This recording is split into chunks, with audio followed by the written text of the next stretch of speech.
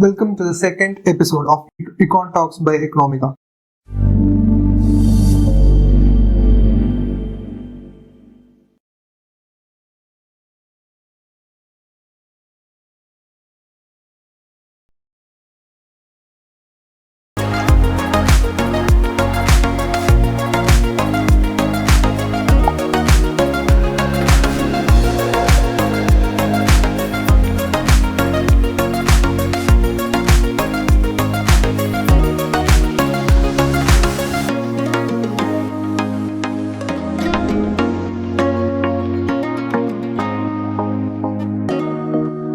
Economiga is a venture driven by students and practitioners that strives to bring all resources related to economics under one umbrella. Our aim is to bridge the information asymmetry in economics by building a community of econ aspirants. Econ Talk is an initiative by Economiga to bridge this information asymmetry in live issues. I am Siddharth S and I will be your host for today. Today, we are delighted to have Mr. Abhishek Anand, whose remarkable career spans roles in the Indian Economic Service, World Bank, and now as a founder of Insignia Policy Research. Let's dive into his inspiring journey and gain insights into economics, policy making, and beyond. We are really glad to have you today, sir. Thanks a lot for having me on your show. Sure. To begin with, could you share how you developed an interest in economics? Did you have any role models who inspired you to pursue this field? Very good question, and I don't think I ever thought about what really pushed me into this field. So, as you know, after our schooling, we are clueless. We don't know what is it that we want to do. The only thing that I knew was that I didn't want to pursue engineering. That's a common thing, especially me coming from Jharkhand. So in that area, I mean, it's very common for parents to push you into a particular. But I was very sure that's not what I want to do. But then what to do, I had no idea. But luckily, my cousin brother, who was the first from our family and relatives' family to, go out and study and get that exposure, who said that, there's this college in Delhi, St. Stephen's College, so you should apply there. And, economics is one of the good courses and highly sought after courses there. And that's why I applied to that college. And given that I had no exposure and, it's funny, it sounds funny now, but at that point of time, I didn't apply to any other college. I didn't apply to any other college in Delhi University. I only applied to that college because of my lack of knowledge. But I was fortunate and lucky enough that, I was admitted, and that's how I started. So, but even in college, I studied economics. I did, again, my master's in economics. But it's not that I wanted to pursue my career in economics or particularly in economic research, because I was more interested at that time in joining the government, which we can discuss later. But it's just that once I joined government and I happened to work, my first posting in government was in Ministry of Finance, and I happened to work with Dr. Arvind Subramanian, who was then the Chief Economic Advisor. And I guess that was the turning point. That's when I really kind of started enjoying economics, because he's still my mentor. He was just wonderful. And that's when I realized that, this is what I want to do. And later, I even quit the government because I just felt that, more than admin job, it's basically economic research, what I'm passionate about. And, that's how, since then, I have now been working, trying to devote as much time to economic research than anything else. Okay. So you studied in prestigious institutions like St. Stephen's and DSCs in India, and as well as in Harvard University in US. So you have experienced both the Indian and US education system. So how would you compare the two? As of now, some private institutions in India are adopting liberal education policies. But do you think that public universities should follow suit, or is there merit in their traditional approach? You're right. I may sound slightly critical of the Indian education system. We do try to follow, and this is what I observed when I was in the US. So the syllabus as such, we follow maybe the best syllabus out there, what is being taught in best of the universities. Whether it is liberal arts or, if you follow traditional, engineering, medical, whatever. The difference is how, for one example, here, throughout, at least, when I was an undergrad or a postgrad student, the teachers are not really open to you. You kind of fear a bit, I was never comfortable if I had to ask a question, for example. Also the way how the whole system is designed, where everything is about scoring good marks. If you score certain percent. So I always felt burdened that, okay, at the end of the year there is an education, there is an examination happening, and I have to score, X marks. Only then I can go on to the next year. But in the US, I was doing my second master's, and maybe what they were teaching was also pretty much the same. But it's just how informal everything was, how comfortable I felt. Best of the best of the professors that you can name, they were all there, who you read about in newspapers, or you watch their videos. But then there, I mean, it was so easy to, you had so much of access, easy access to them. Uh, for not for one moment I ever felt that I have to score good marks, because that was never the focus. And for here, where you are basically encouraged to work independently, there everything was working together with different students. You form a group. You write exams maybe individually, but other than that, everything, all the projects that you do, or even problem sets that you solve it as a group. So and then that's really nice, because you are good at something, others are good at some other stuff. You learn from each other. There is a healthy competition as well. So that's how I feel it's different. While we have followed the syllabus that is followed globally, we have best of the syllabus here, but it's just the way, the pedagogy, the way we teach, I think that really needs to change. That has been my experience, having experienced both sides of the. Like, if we remove the pressure of scoring in the final exam, I think it will be a better for students, no? Like, it will be more encouraging for them to actually learn. True. I mean, certainly for me, because still I think 12th I was a very good student. I mean, in traditional Indian sense, where you can show all your marks. Oh, I have really good marks and all of that. But things change. So if you look at my undergrad or postgrad marks, I mean, you would feel I'm a terrible student. I haven't really scored good marks, and for many reasons, but not for one moment I felt that I'm a bad student. I felt that I mean, I can do much better. For whatever reason, I'm not able to score marks, but I am much better than what my grades show. And I'm sure what I have experienced would be true for many other students. And the only thing which I now understand, which changed when I went to the US, was this whole pressure, where you are constantly being judged, that how much score you have, and also this fear of, at least for me, I mean, I never felt comfortable asking questions, because you could be judged. Oh, what a stupid question you're asking, you don't even know this. At times you kind of hear those remarks. That I never had to face there. And it's not true just about my university. Many of my friends who went to different other universities in the US, I get pretty much the same feedback. So I'm guessing this is, although it is my personal experience, but I definitely feel that it would be true for many other students who are studying here in India. True. So, you took a break for an IES preparation, right?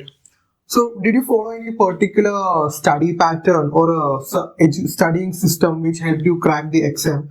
Or, like, what challenges did you face during your preparation? See, so I was always clear when I was, of course, about to finish my first master's from Delhi school, that I want to write civil service examination. So pretty much clear, this is what I want to do, and I had full family support, because my father also is a civil servant, so even he wanted me to pursue this career. So in a way, that part was easy. There was full support. Also, you know a lot of people in India. You would always know n number of people who have followed the same path. So you have all the guidance that you want. Oh, which coaching institution, what book to follow, where to stay, all of that. So no problem on that end. Now, I, of course, particularly wrote two exams: Indian Economic Service and the usual civil service exam. Now, there's not a lot of information available for the other exam, Indian Economic Service. A lot of guidance for the typical UPSC exam, the other civil service. But because I was at Delhi school, of course, I got that exposure that, okay, what is it that I should be studying? What is the syllabus to be followed? What are the best books? So that helped. My time at Delhi School of Economics, that really helped me. I'm not a very systematic person. So, even when I was preparing, it's not that I followed any schedule. I don't think I can do that even now. And also, I'm pretty lazy. So it's not that I'm really somebody who would work much harder than maybe what I usually, how I work. maybe I got lucky, but it's just that I knew exactly what has to be studied, what is the syllabus to be followed, and because I had an advantage because I studied in Delhi University, so basically go through the syllabus at least rigorously.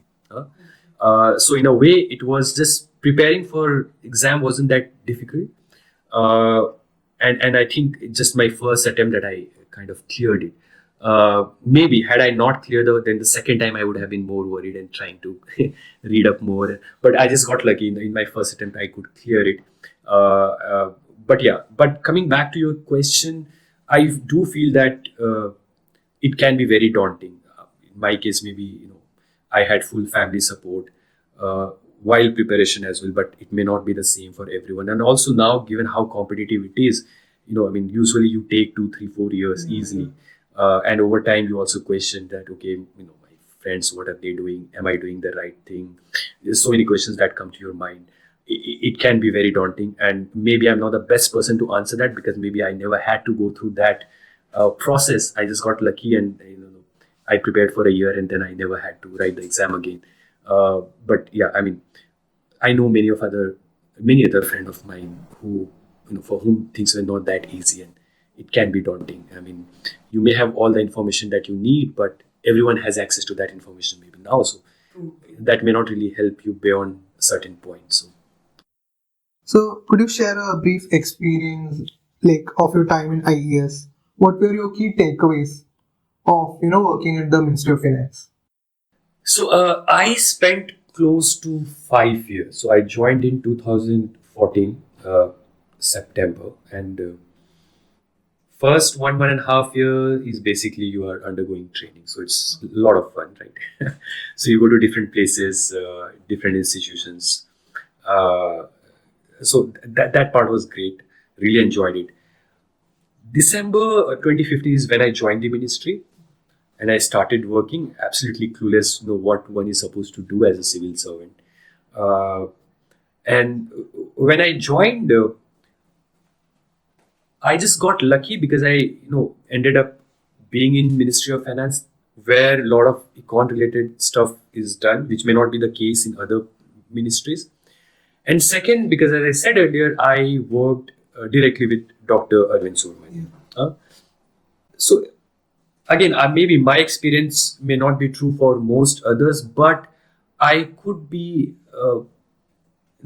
I was part of a lot of stuff very important at that point of time for India. Be it, say, for example, I worked right after demonetization on analyzing, okay, demonetization, what is it, good, bad, whatever, or say, GST was implemented, just kind of researching on that. Used to work on monetary policy a lot at that because I was basically in the money and banking unit in the government. So a lot of my work was about just analyzing monetary policy. And these are things which you do not learn in college. Yes, some textbook, some theory you would, but then, the way it's practiced actually is very different. And that's where, because I was working with really good people, for sure, Dr. Subramanian was there, but also other people who were there, part of his team. They were all fantastic, and that's where my real learning happened. And when I started developing an interest in economics, and I thought that this is what I want to do. So it was excellent. Although I am no more with the government now, but I feel the kind of change that you can bring when you're part of the government, it's just enormous. And given a chance, I have no hesitation in saying that I would love to go back to government again at some point of time in future. So it was fantastic. I don't want to get into nitty-gritties and all the details, what all I did, but it was just wonderful. And I would just encourage all of you, to kind of consider working with the government in future. And now things are opening up. It's not just about, writing exams and then qualifying. Laterally also, the government is now open to hiring people. So, I mean, it's just wonderful. I mean, I totally enjoyed my time there. And as I said earlier, I mean, I would love to go back in future at some point of time. Yeah. Sure, I guess it's very different managing the country, in real versus reading macroeconomic textbooks. True. I mean, I won't go to the extent of managing. That's true. I mean, in the government, you are part of a much larger system.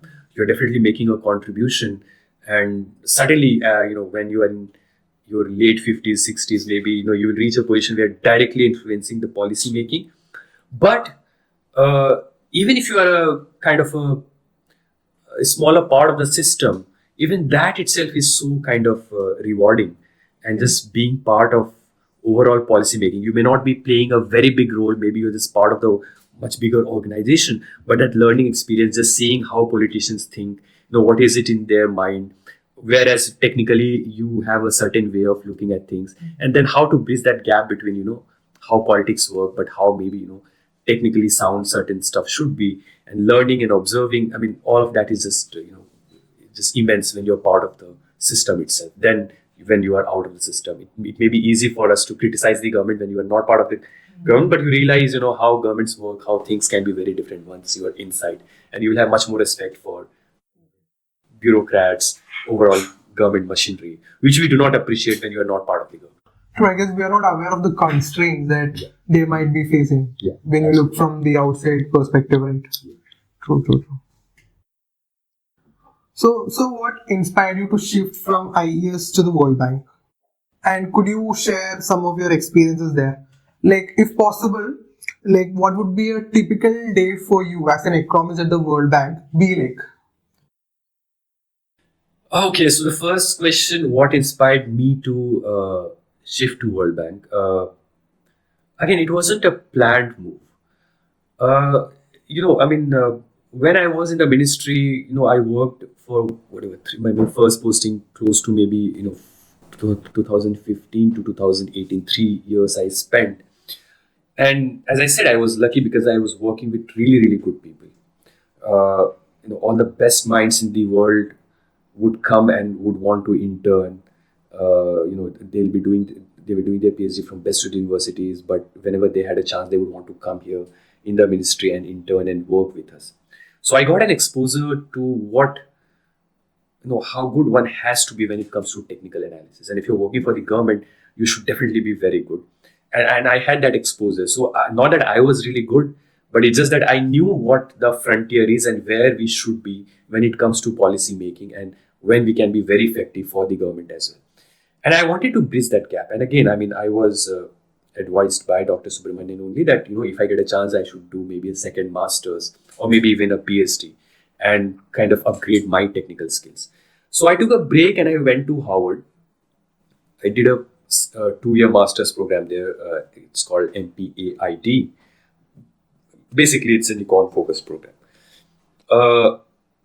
But I certainly wanted to come back and again be in the government. I came back, but for some reason, I had to quit, some personal reason.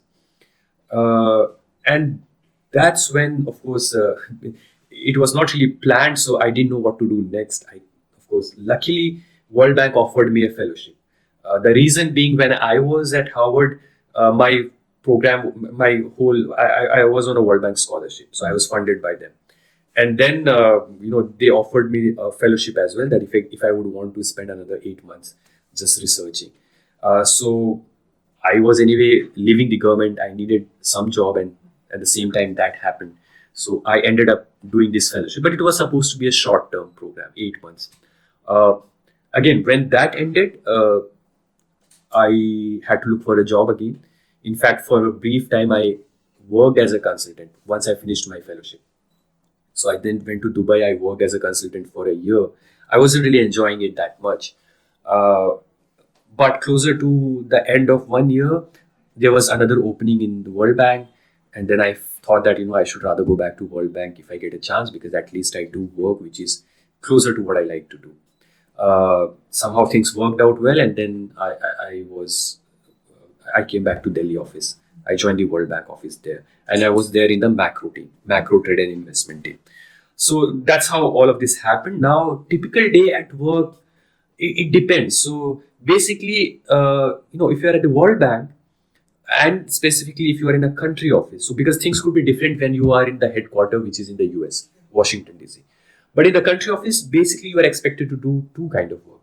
One is, of course, the World Bank, in a way, gives a lot of development loans to different state governments and even the central government. So there is a whole operational aspect to it, right? Where you are visiting different state governments, looking at their requirement, and whatever, handling the loan portfolio. Uh, Not that I directly handled because I was new to the system, but I was expected to at least go to the states with my team and just observe how, learn and observe, so that in future I can do maybe similar work. The second aspect is also kind of you are expected to do technical work. So in a way, how World Bank would put it is, it wants to be a knowledge bank and not just giving loans to the government, but also providing knowledge support, because the states may need help, not just monetary help, but also say they may lack say technical expertise, that okay, we want to do certain thing, is it the right thing to do, can you help us with the analysis, or we are running certain program, is the program effective, can you help us analyze, or if you can suggest a new policy measures that can help us boost our, say for example, revenue, or how can we cut down our expenditure. So you do a lot of technical analysis sitting in the office or visiting states, getting the data that you need, interacting with them.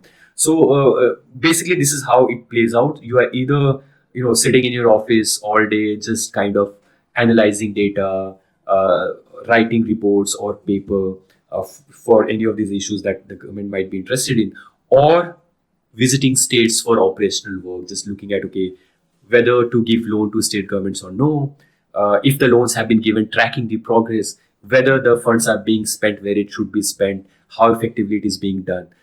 So that would be a kind of a typical day-to-day work like in the bank. Yeah, I asked you that because most students, right? They hear about positions, but they're not very clear about the work they do. So I figure a lot of students will be very curious about the work, the actual work that you do when you reach a position like that. Yeah. So, sir, you have worked at both national and global levels, right? So, do you feel a difference while formulating policies for the nation as a whole, or like when like you worked with, or you worked in the country office, right? So you still work for it, like you just in India, right? So you didn't work like. Yeah, when I was here in Delhi office, I was mostly. Although you do look at globally what is happening, because all these factors finally influence. India is not immune to global development, but as such, your policy advice and everything that you're working on, it's India focused. Okay. So you have received the prestigious Robert S. McNamara Fellowship from the World Bank. So could you share some details about how you got the fellowship, and like did you follow any strategies or paths for that? So basically, as I mentioned earlier, when I went to Howard, it was on a World Bank scholarship. Uh, Now again, I mean, I think I have been lucky too many times in my life, and this time also I got lucky. The way it happened is when I was about to finish my program.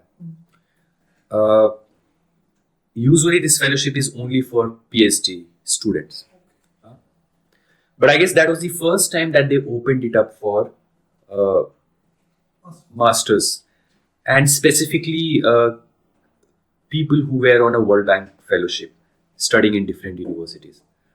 So I always knew about this fellowship, but I knew that I cannot apply. I'm not eligible. But one fine day, I just got a mail that okay, we are opening it up for master's students as well who have significant policy experience, and because I had worked in the government earlier, and if I would be interested in applying. Uh, so of course, I mean, I was more than happy to apply.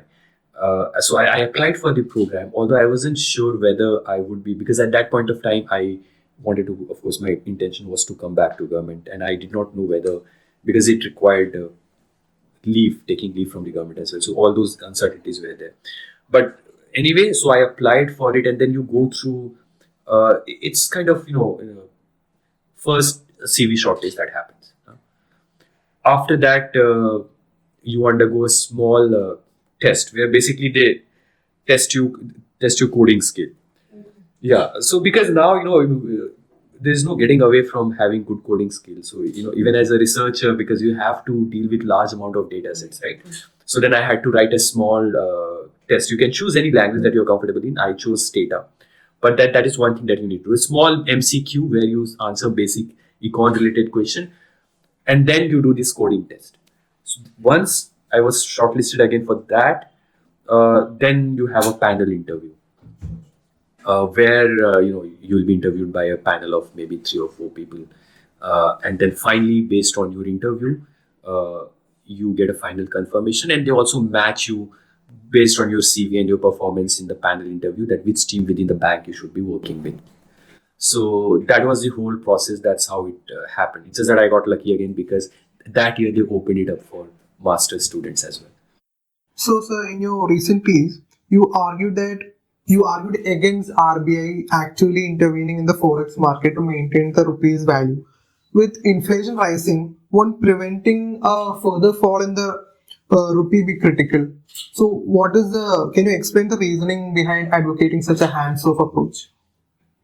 It's a very good question, and I'm sure there's no right or wrong answer to it.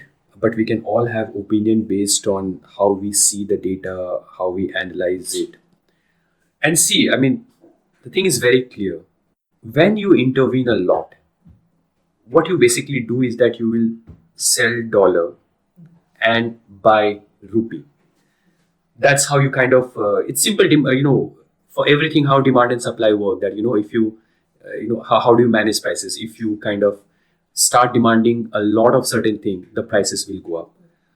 Or if the supply of certain thing goes up a lot, the price will come down. So here, exchange rate is nothing but the price for US dollar, how many Indian rupee you have to pay to buy $1. Now, one way to control that is that you kind of effectively increase the supply of dollar, which is a central bank will do by selling dollar. And in the process, they will buy rupee from the market. So the supply of dollar is going up, and whereas the availability of rupee is kind of coming down. So that's how the rupee will become in a way stronger. But in the process, what you have done is, and which is very important, is the liquidity. By liquidity, I mean how much rupee is available in the market. It's simply, I don't want to get too technical, but basically how much rupee is there out in the banking system or in the market. And in this whole process, you are selling dollar, buying rupee. So effectively, the supply of rupee is coming down. Now, when that happens, effectively, because there is not enough liquidity, the interest rate will go up because now there is not enough. So I need, for example, as I am a consumer, I need to take loan. But then now there is not enough rupee or enough supply of money with the banks. So of course, they would start charging me higher interest rate. They will charge me a premium. And now because you might be hearing a lot about how Indian economy is slowing down. Now in a situation where the economy is slowing down, you are making it difficult, the liquidity availability in the system, and which pushes up the interest rate cost. Of course, that further adds pressure. Now, your question is, what about the prices going up because the demand itself is kind of weak right now, so you make it harder for the people. Now, see, when does that happen? For example, when rupee becomes weaker, your point is basically that there are certain things that we import. Say, for example, we import a lot of oil. Yeah. So basically, now you have to pay higher price for oil. Huh? Now, overall, first thing is, right now that oil price is not really a problem. Your question could have been valid maybe in 2013 when oil price was really very high. Right now, oil price is in fact coming down. So marginally, whatever rupee becoming weaker, is it going to add a lot of pressure to inflation? No, that's one. Second, there are n number of ways if you really want to control inflation. There are different tools that the government, that a central bank has, through which you can effectively control, maybe, for example, simply, if you're concerned about inflation through, it's basically imported inflation, you can change your monetary policy, cutting or hiking rates. So there are better tools available for you to effectively manage inflation than trying to control the value of rupee, which will have limited impact, specifically in the current scenario, or in controlling the inflation. And anyway, inflation is not really a problem right now because, the imported inflation, because the oil price is not that high.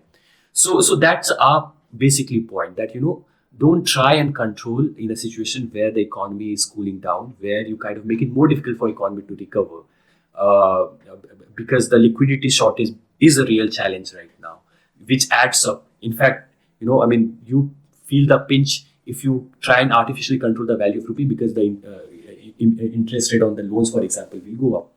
So that's what our argument is, that try and maybe let the rupee depreciate, because of other thing is that it also helps increase your exports, because your exports become cheaper. And that helps. So that's another added advantage. We may not happen immediately. The immediate effect is that, of course, liquidity becomes more manageable. The system recovers, and then the medium term, your exports will also kind of, specifically in a time where for example, China is losing a lot of market share because of their global reasons. I mean, for example, their wages are going up, so for them it's becoming more expensive to produce, for example, a T-shirt. So countries like India or Bangladesh or Vietnam, they can capture that market.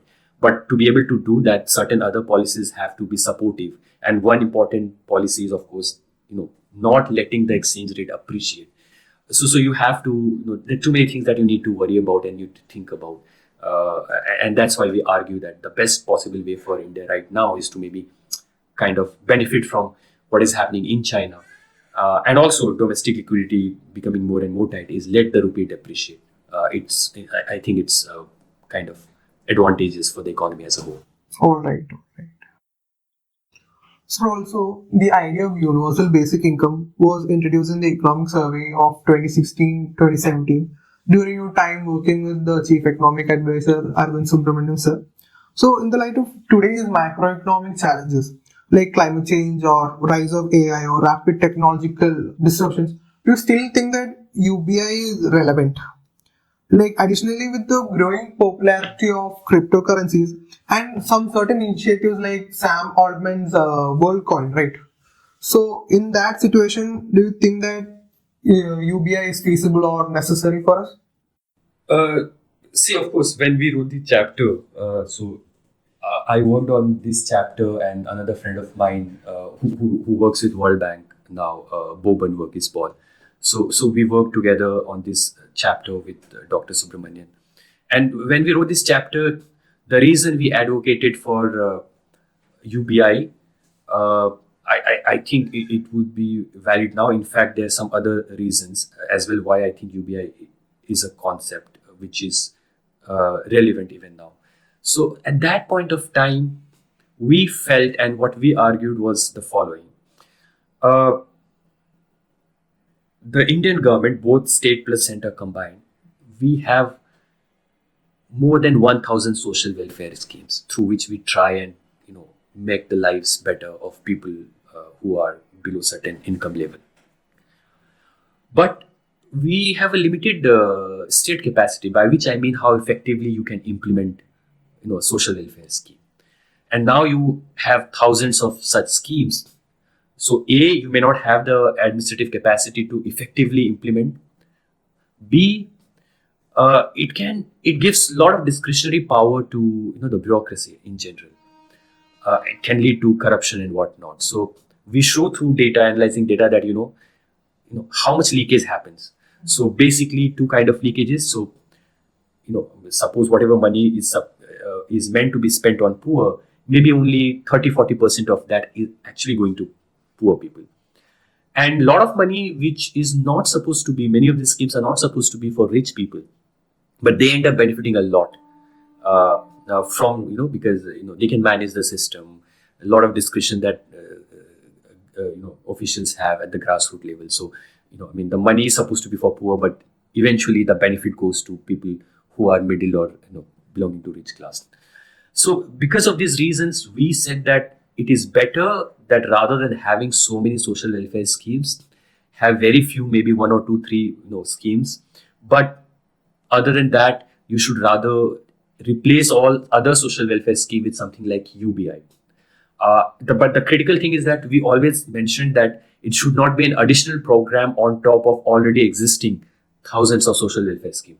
Basically, we should be replacing many of those schemes with a universal basic scheme, because otherwise, your state capacity, again, or you had whatever those many schemes and one more UBI. So it's not that you are going to be effectively implementing even UBI.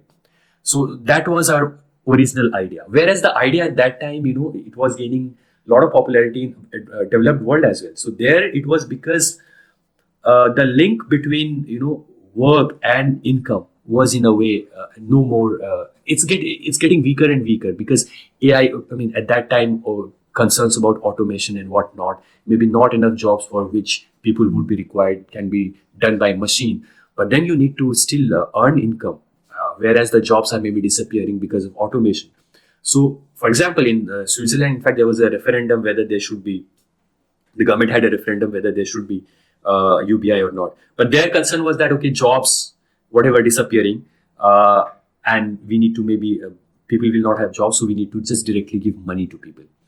And that's why they were advocating for UBI. Whereas what we said is that, that is not really a concern in India, at least at that point of time. But it's just that you need to have one or two programs, not thousands of social welfare programs, and if implement that effectively. And that's why we should have a UBI. You would see that a lot of the governments have now, in fact, started implementing in a way what I would call a UBI. That, for example, all the state governments have been announcing just before election that, okay, all women will get, say, X amount of money. That's nothing but, in a way, UBI.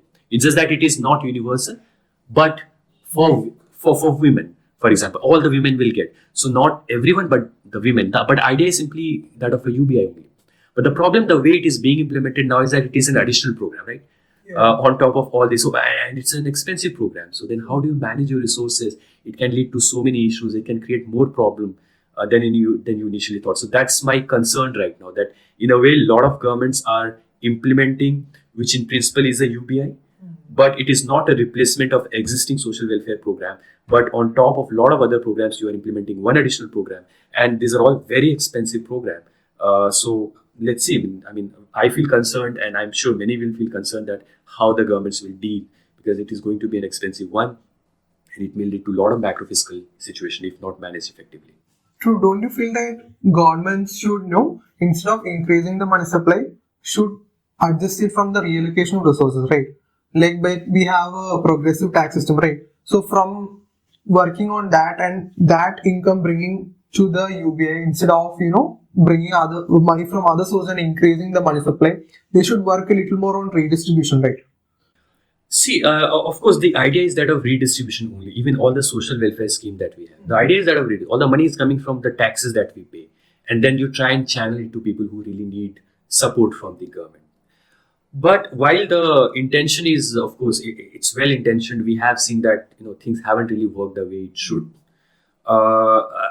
And so redistribution is fine, but my concern remains: how do you manage it on top of so many programs? It may be well intentioned, but it may not yield the result that you want because there's so many other factors, so many other issues that the governments have to handle, so many social welfare programs, limited capacity, and in the end, even a well-intentioned program may not get you the result that you want to.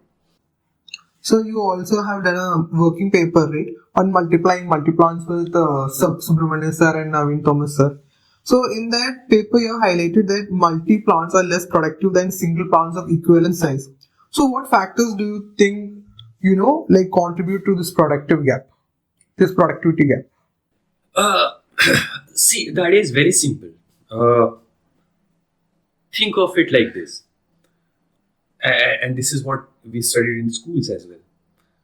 Suppose you are a big farmer, you have 10 acres of land. Vis-a-vis, say, 10 small farmers, each of them having 1 acre land each. Now, a big farmer who has 10 acres of land will definitely invest in, say, capital inputs. For example, you will buy a tractor because you would cultivate land using a tractor. But it may not be feasible. It may not be feasible for a small farmer. Although put together, these 10 farmers, they have 10 acres of land, but individually they own small amounts. So certain capital investment they will not undertake because they own a small piece of land, whereas all these capital investments are expensive and it may not bring them the income which would recover the cost, right? So that's true for for firms as well. If you have a big factory, you will be investing in some of the capitals, machineries that is required, which will make you more productive. In smaller time, you can produce more. Your cost of production will also come down. But 10 small factories, for them, it may not make sense to invest, and they may not even have the resources to invest in some of these machineries, which are expensive, right? So that's why the multi plants, although maybe similar in size put together, but individually they're all small plants and they are less productive because they may not be investing in the kind of capital machineries that you need. True. But they do diversify the risk, right? Like labor risk, natural calamity. So that's a trade-off, and that's what we say, that why this phenomena, because why this phenomena of multi-plant is growing. I mean, if I have a choice, I would rather not. Suppose I am a owner, I have to decide whether I want to have two small factories or one big factory. Preferably one big factory, and then also take advantage of because you have a big factory, you can invest in machinery, you can be more productive.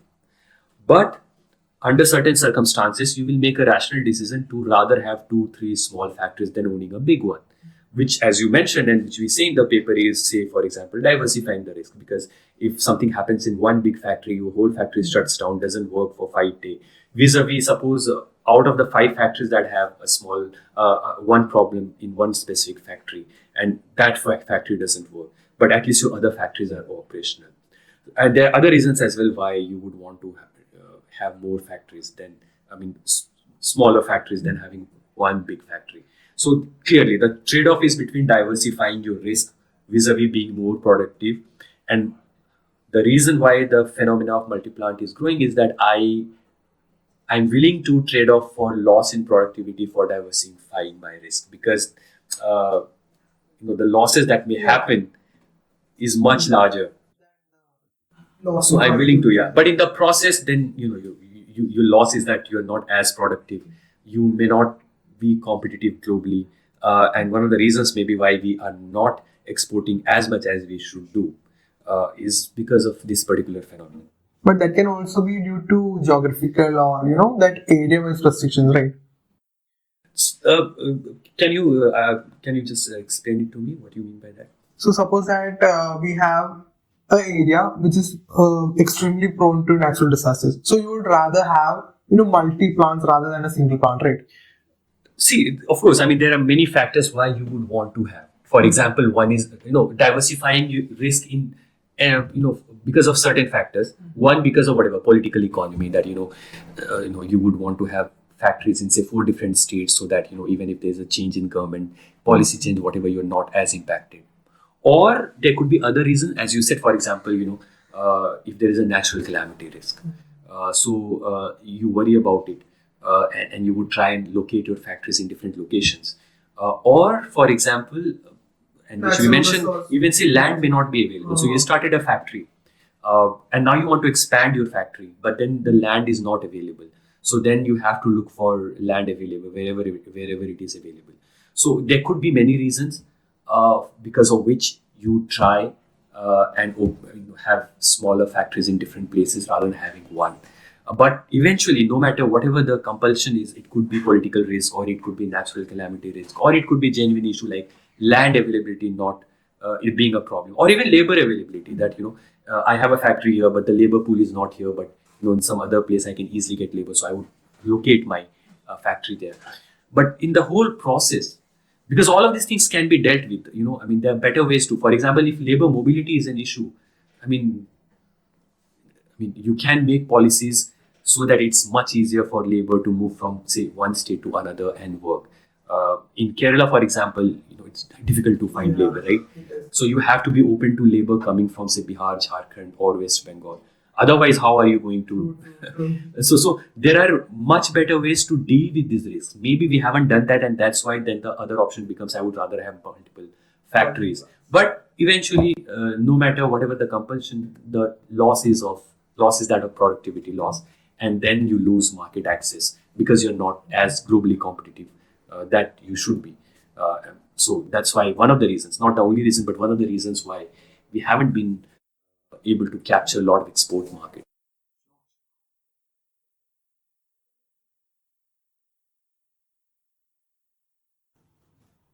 So, sir, you have recently founded your own company, Insignia Policy Research.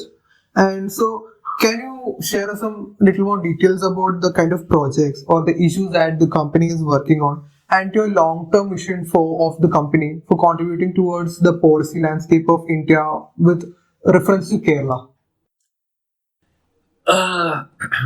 See, as I mentioned earlier, that although I have left government, but I what I really liked was it was a great learning experience. Was working with the government, and in future I would love to. So even when I was at the World Bank, I mean, I always thought about if I can work closely with the state governments or central government, because that's what I genuinely love to do. And another, maybe luck was on my side. Somehow things worked, and we got this opportunity where we can directly work with some of the state governments. So that basically led to this organization called Insignia Policy Research. Um, Plus, also, we basically can do the kind of work that we like to do, but also all the freedom. You can be, you can do the work the way you want to do. Uh, and again, there are many other people who work. We all work together. Again, Dr. Subramanian is the, he is the key person. He's the guide. He's the mentor. So uh, we work with few state governments. Uh, and the idea is simple. Some of the state governments are facing challenges, uh, specifically macro fiscal challenges, where for whatever reason expenses have gone up quite a bit, but the revenue maybe is not there. But then how to manage the whole thing? Uh, and we briefly worked with the Kerala government as well. Recently they had a summit on finance commission, where different state governments participated: Kerala, Tamil Nadu, Andhra, so and Punjab as well, Karnataka as well. So we worked with the state government on that. Like now we can discuss it in detail, but yeah, basically how to kind of think about this whole arrangement of where the resources flow from the center to state. But in general, coming back to Insignia Policy Research, we basically work with few state governments, and we try and help them on uh, just looking at how to better analyze data, and then based on data, just to be able to take certain policy measures which are important.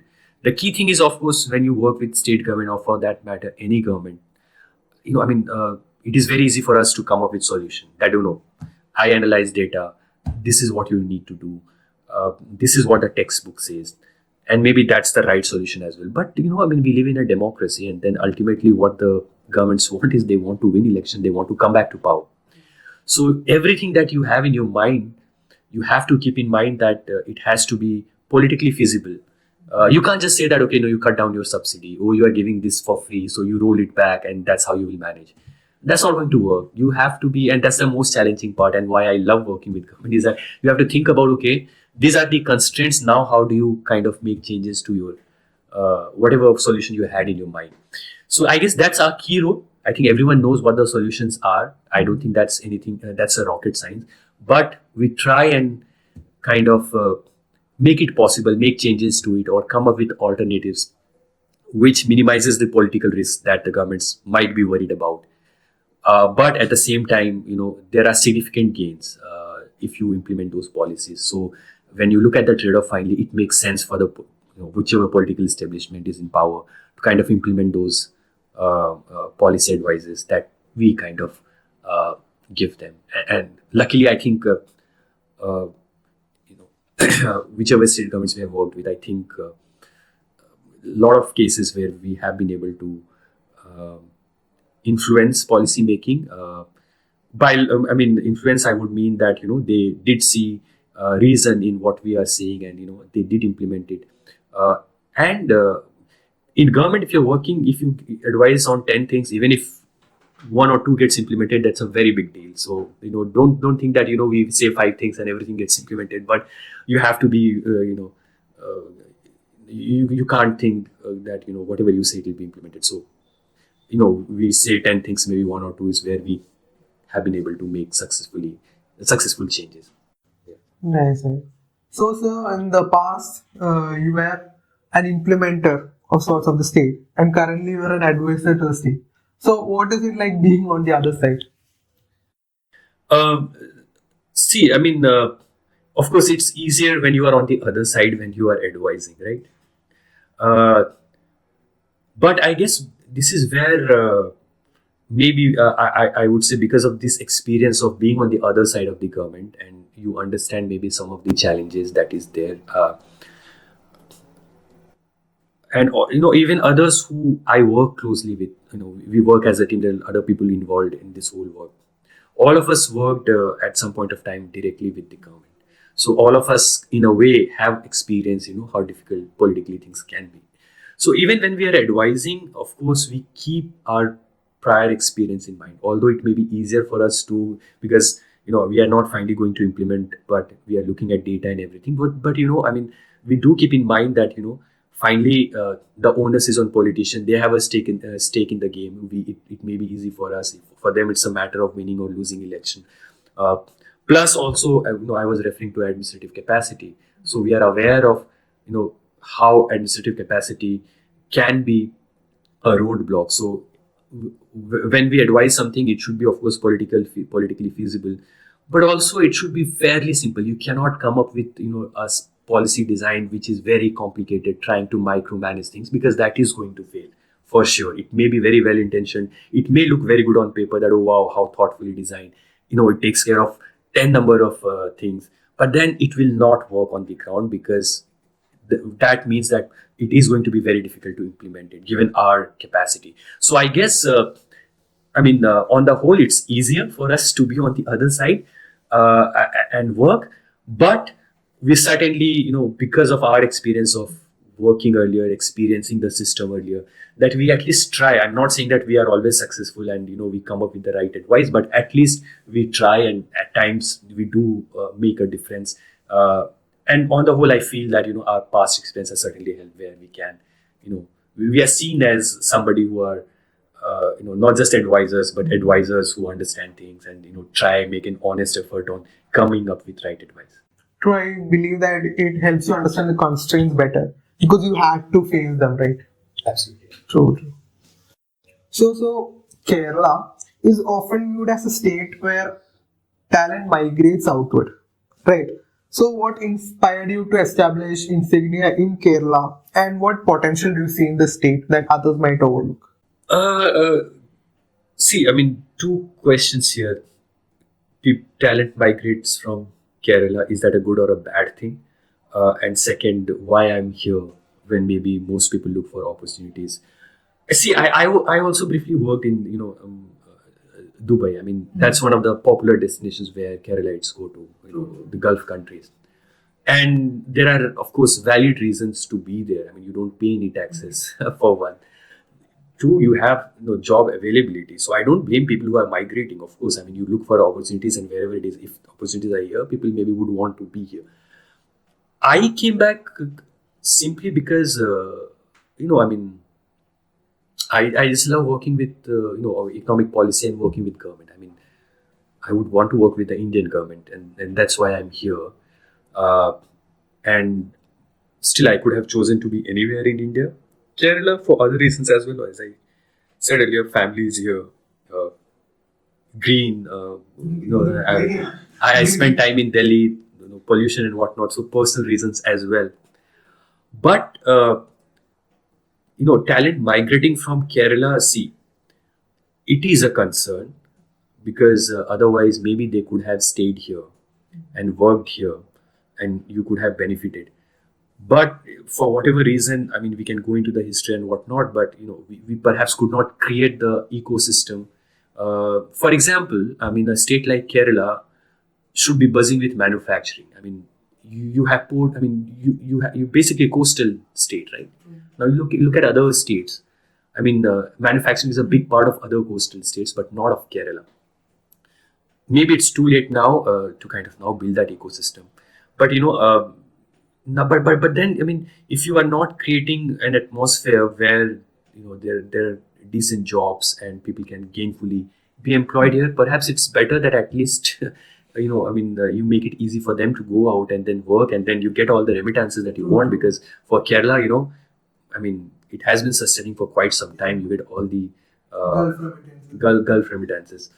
But of course, it leads to other issues as well. You don't have labor availability, for example, or also now, population is growing old.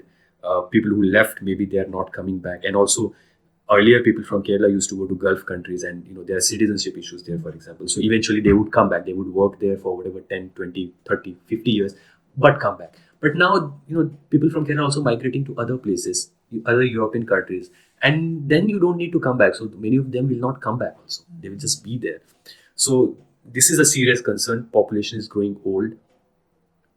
But I worry about, is it too late for Kerala? Because, for example, manufacturing, I think ideally should have been Kerala. It should have taken off, but it did not. You can still, of course, services is one part where Kerala is trying to do. Now some of these MNCs starting their global capability center, for example. Again, India is really doing well. A lot of global capability centers opening up in India. Kerala should try and attract at least some of those. There are few challenges, of course. I don't want to get into all the details. For example, it could be expensive to, for example, you need to purchase land, and it could be very expensive for whatever reason. So if some of those things can be fixed, perhaps, things can improve. But yeah, talent migration is a problem, but given all the issues, perhaps it's better that we are letting the talent migrate. At least they are gainfully employed somewhere. Plus you get the remittances, which in a way manages, the Kerala, for them, it's a big source of revenue, which other states may not have. But Kerala at least have access to all these remittances coming from other countries. True, true. So considering the current economic climate, what strategies or sectors do you think that Kerala should focus on for increasing its revenue generation? See, now, if it is about revenue generation, which is a problem for Kerala, there is post GST, there are very few levers that is under the control of the state to raise resources, because everything is now unified tax structure. So basically, the main source of revenue is that you tax alcohol, you tax petroleum products, and some land tax and property taxation, those kind of things. The big source of revenue is still alcohol, petroleum. What can be done? There is some additional gain if you I think the excise policy of Kerala can be better, for example. I think it needs it needs to be liberalized right now. Personally, I feel that, there's a lot of potential there. So that's one. Second, even stamp duty, there is, some scope. If we can design, what the stamp duty should be, maybe it's not, there is a scope there, it can be designed better. But then all this will give you additional whatever, a few, maybe 1,000 crore or whatever. But maybe that's not a big amount of money. Where Kerala should be focusing, given that now everything is not in your control, the tax structure. Basically, you just have to focus on driving growth within the state, because once your GDP grows, state GDP kind of grows automatically, the revenue will come. So a lot of focus, because many times the state governments or, even the central government, they get obsessed with, tax structure X%, no, increase it by delta %, or make some changes, fee should be higher. All that incremental gain is very small. The main gain will come only if you focus on driving growth in your economy, because that's what will lead to. And Kerala, for some reason, I think our economy hasn't been, the Kerala economy hasn't been, it has been stagnating. So the focus has to be there. It's a long debate what all, but for example, as I said, because manufacturing perhaps there is, you should try, but maybe there's not enough scope now, given that, other states have taken over. But then, for example, the state is thinking of building ports here. The Vizhinjam port, I don't know if I'm spelling it. Yeah. So those initiatives would help. It would boost, it will incentivize. But in general, just make it easier for people who want to do business. Not just manufacturing, but even services, right? For example, acquiring land. It could be difficult here in Kerala. Access to basic amenities, electricity, for example. Maybe it is expensive here, things can be, giving, making it easy just to get all the, requirement, the administrative requirement which is required. So those basic stuff, if the government can try and do, and the focus should be more on just, trying to propel the growth rather than fixing rates, this and that, which kind of leads to revenue generation. The focus has to be on driving the growth within the state, then looking at the expenditure or the revenue side and making or tinkering with some policy measures there. I think we do need a refresh in our thinking. So, southern states like Kerala have raised concerns about the 15th Finance Commission's focus on population-based resource allocation, arguing that it favors northern states and overlooks their contribution to GDP and human development. So, what is your opinion on these concerns, and what alternative framework of resource allocation should be implemented? See, what is the job of the Finance Commission? So basically, the resources are raised. The major handles of tax revenue are with the central government, income tax, corporate tax. But the expenditure, majority bulk of the expenditure is the responsibility of the state government, education, health, those kind of stuff. So the idea is that the resources have to be two things. So first, the resources have to be transferred from the center to the state. So first is just deciding on, of all the tax revenue which is being generated by the central government, what percentage should go to the state governments. That is what we call vertical devolution. That, should it be 40%, 50%, whatever, coming up with that number. The second is, once you have decided that, X percent will go to states. Now, how should it be allocated within the states? Now, the main objective is, maybe it has changed over time as well, but is you try and redistribute resources, and you kind of try and ensure that the poorer states, they get more resources so that they can catch up with the richer states. The growth per capita, however you measure it, it converges with those of the richer states. So you want to give more resources take away resources from, say, richer states and give it to the poorer states. And I guess that's a genuine, that's a principle which must be followed. After all, Through equality. Yeah, we should definitely try. But where I think, so some of our work that we have done, and we are working with some of the state governments on some of these issues, is that basically our balance has to be maintained between, redistribution vis-a-vis incentivizing good performance. Because see, if you just redistribute more and more money to poorer states, it can lead to two consequences. One, why would poor states will have incentive to kind of perform better? Because they may feel that we are getting money that we need, and so they may be disincentivized to perform better, take some measures that should ideally be taken to improve the growth prospect of the state. And from the perspective of the richer states, they may also feel that I am trying all that I should, I am getting generating good growth, but it is not yielding the result, and most of it is being taken away. I'm not saying that necessarily happens, but they may feel they may have that feeling that so the rich states may be disincentivized to continue to perform better, and also the poorer states, they will be disincentivized to perform better because they anyway are getting the resources. So a fine balance has to be mentioned. Of course, redistribution should be the principle, but we also have to try and reward good performance. And one simple thing would be, for example, what we have been seeing, trying to at least advocate, is that there could be n number of ways to incentivize performance. One simple thing could be, the contribution in the state, the national GDP. Having said that, of course, not that redistribution should not happen. Maybe if suppose, just to give an example, these are not actual numbers. For example, suppose if somehow you can calculate how much redistribution and how much efficiency. Maybe of all the resources, 70% is used for redistribution and 30% is for rewarding performance. Maybe that 70% should come down to 60% and 30% should go to 40%. So just marginally changing so that there is incentive on both sides. For state governments, who are rich, they should feel that they are getting rewarded because of their good performance, because now they get additionally marginally more income.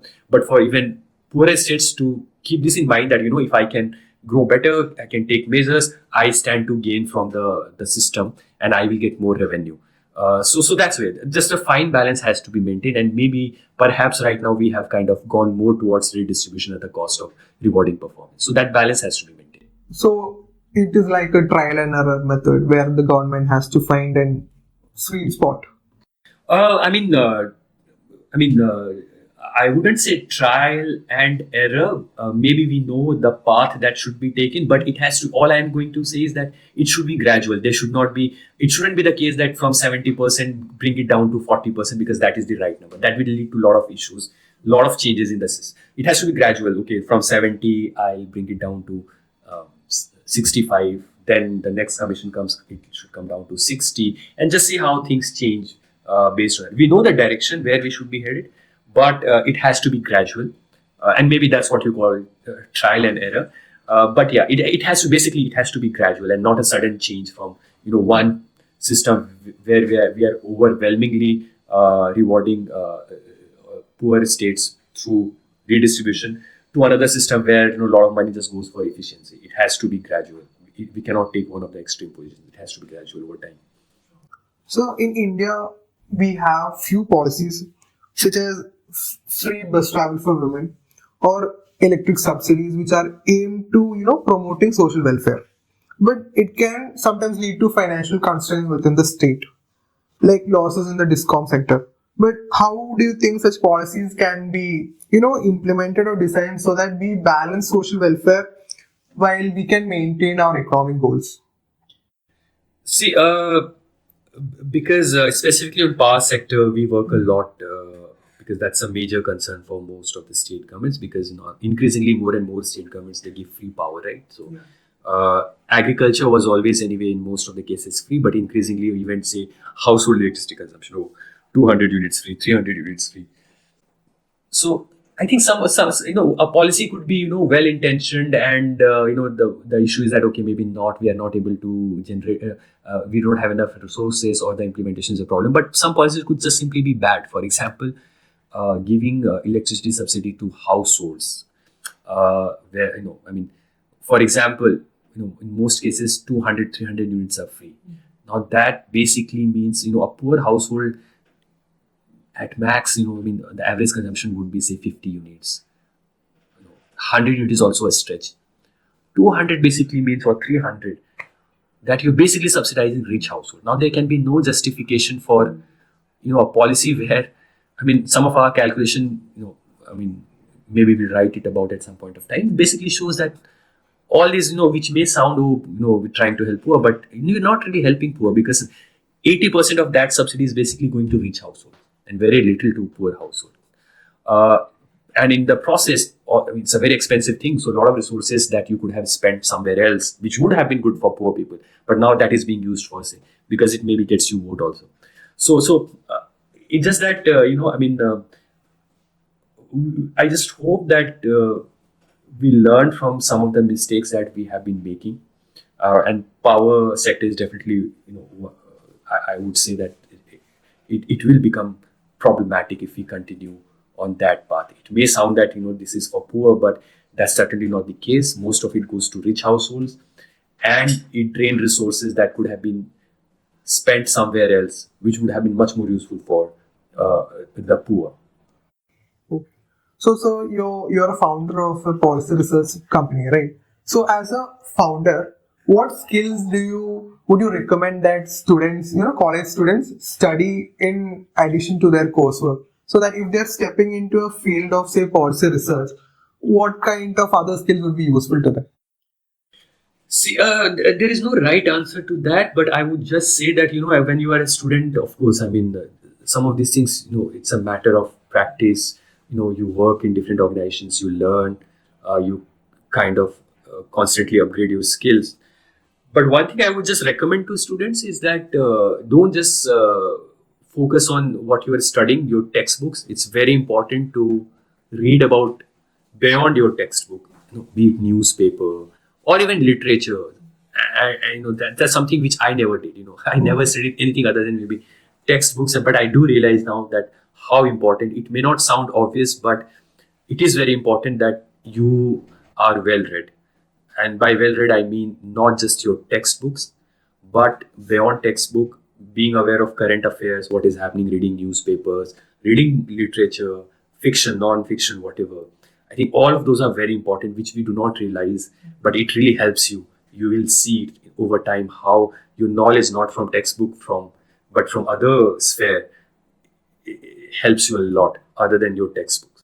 But sir, if you are like looking from a technical aspect, what kind of technical skills would you expect a student or a fresher to have? See, now increasingly, I mean, if you ask me, technical aspect and things are changing pretty fast. For example, when we were studying, for us, it meant, apart from, of course, technical skill would mean, whatever you are studying, you are engineer, doctor, or economist, you're trying and you're basically trying to learn your subject. Apart from that, as things change, coding became, for example, very important. That I have to learn Stata, I have to learn NAAC, I have to learn Python, for example, because it became very important. Now, with the AI revolution, things are again going to change pretty fast. And it's not about, and I think it's very important to keep oneself updated. So it's not simply about now, maybe it's not important, for example, to learn the coding yourself, but make use of AI in better way, in the sense that, for example, you may have ChatGPT, but it's very important to learn to use ChatGPT effectively. Now, for example, I don't know Python, or I'm not that I'm great at coding, but now there's so many things that I can solve using ChatGPT or other AI tools, which is, I never thought, I don't basically need an RA, for example, which also says that, job losses is a real prospect, because many of these things I can effectively do using AI, and there are many tools.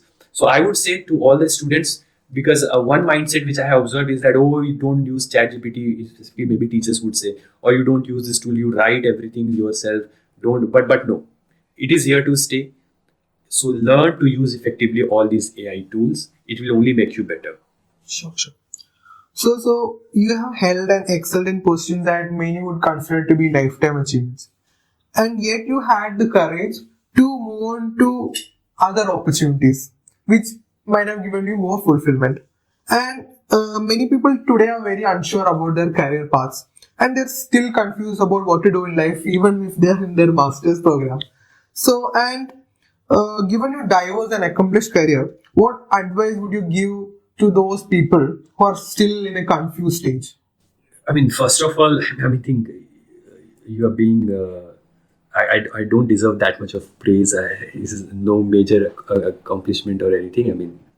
Yes, I think I'm happy with what I'm doing, but you certainly, I don't deserve that much of praise. But based on my experience, again, I don't want to preach, because I went through the same, and everyone will go through all this. Me saying is not going to, so just accept it that over time you will face difficulties, you will not be clear. Of course, things can be easier if you have access to information. We did not have that much of information growing up. People have better information now, but you will have all these challenges. You will not be sure that, okay, this is what you want to do. It's just that at that age we don't know. It's natural. You pursue one career, you may or may not be happy. You should have the courage, of course, to try and change it, which is not easy. Yes, changing career, I have changed too many jobs, and thankfully it has worked for me, but certainly it is not easy. All I would say is that when you are young, you're fresh out of college, you are in your first job or second job, don't be too worried. I'm not going to say, if you follow XYZ things from the first job or second job, things will be perfect, you will love it. That's not going to happen. You certainly will face challenges. But do you have the willingness to maybe, when you are young and you have time, to try and maybe change your career path? I would only say that, based on at least my experience, that, things are becoming much easier now, opening up a lot of options. For example, the way to work with government is not only through writing civil service exam and being formally part of the government, but even, laterally, all those things are changing over time. So a lot of opportunities. So you should be willing to take risks. before it is too late. Don't just take a leap of faith and just change your track if you're unhappy with your job and you strongly feel about something, and things will be fine. I mean, don't get too worried about, oh, will I earn enough, will I have a job stability and not. So just try your best, and I'm very sure things will work out. If it worked for me, it will very well work for them. Thank you, sir, for that much needed advice and reassurance that I think people of my generation need. Okay, so thank you, Mr. Abhishek Anand, for joining us and sharing your incredible journey and valuable insight. It's a pleasure to have you at Econ Talks. We wish you and Insignia Policy Research all the best in your future endeavors. Thank you. Thank you so much. If I can just say a few things before we close. First of all, it was wonderful to be here and speak to you. And I mean, I was speaking to Alan, and this is a wonderful initiative. I come from a state where, of course, we don't have a lot of very small place. So I totally understand how important a platform like this, and not just this podcast, but other initiatives that you guys have been undertaking, trying to bridge this information gap. Working with students, smaller places, giving them information. It can be life changing. So it's just wonderful what you guys are doing, and best wishes for the future. Thank you. That was amazing having a talk with you.